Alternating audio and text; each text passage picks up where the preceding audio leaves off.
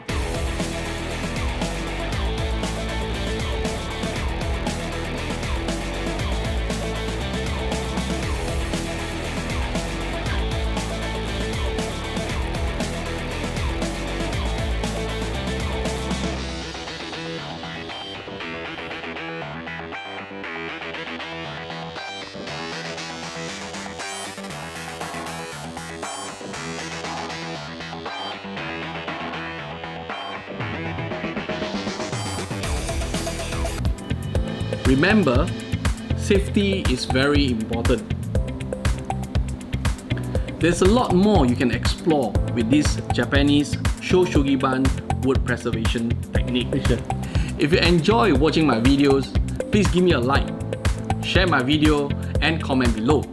Do not forget to turn on the notification bell and subscribe to my YouTube channel. So I'll see you in the next video. Bye bye.